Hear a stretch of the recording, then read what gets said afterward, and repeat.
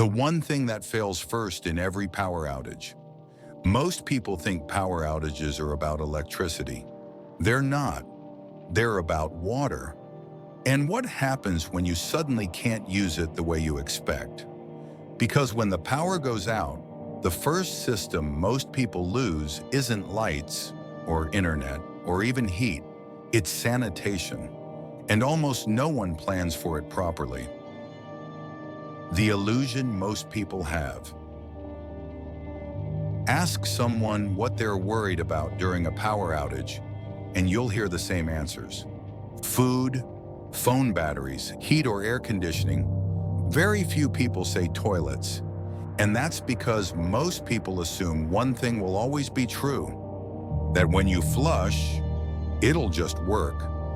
But that assumption is fragile. Why toilets are the first real problem. Here's the uncomfortable reality.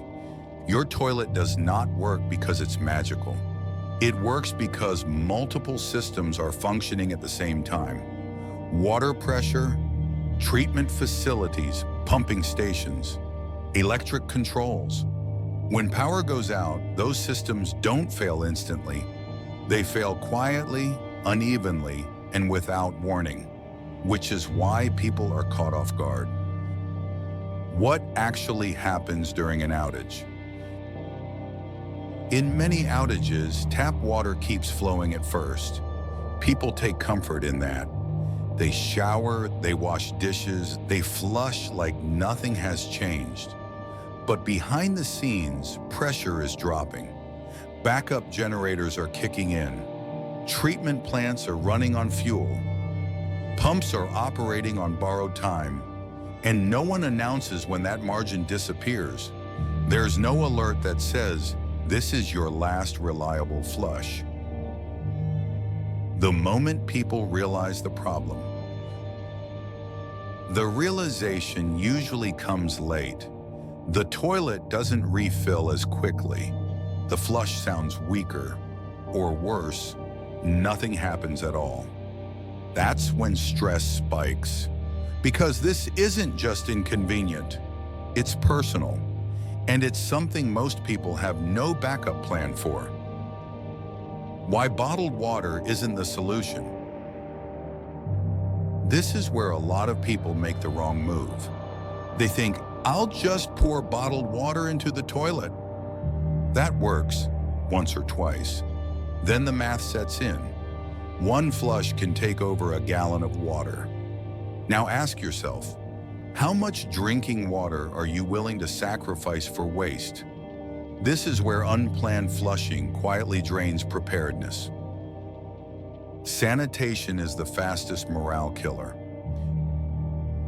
People underestimate how quickly sanitation problems affect mood. It's not dramatic at first, but discomfort builds, smells, stress, arguments, fatigue. A household can have food, water, and warmth, and still feel like it's unraveling because sanitation wasn't thought through.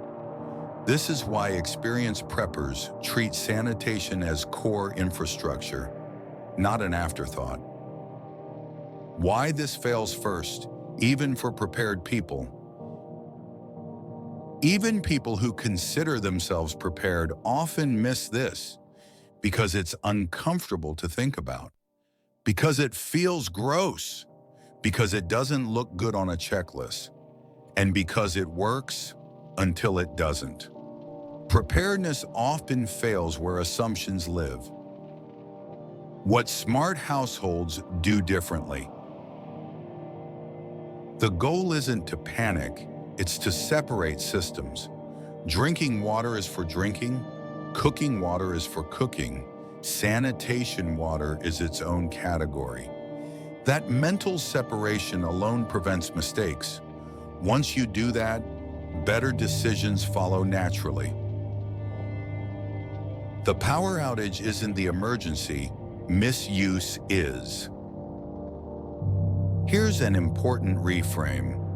Most outages don't become emergencies because power's gone. They become emergencies because people burn through resources too fast.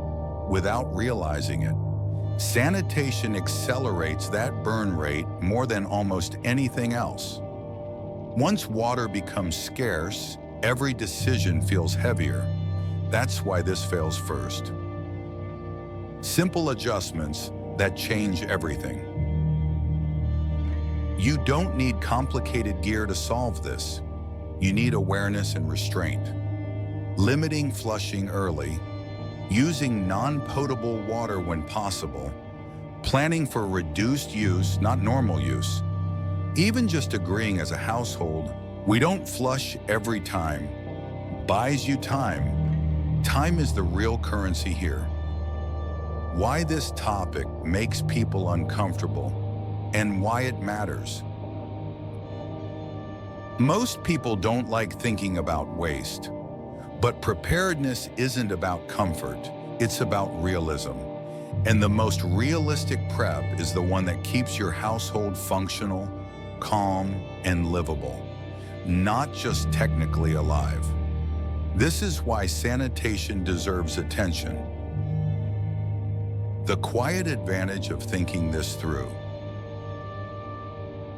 If you've thought about this before an outage, you behave differently during one.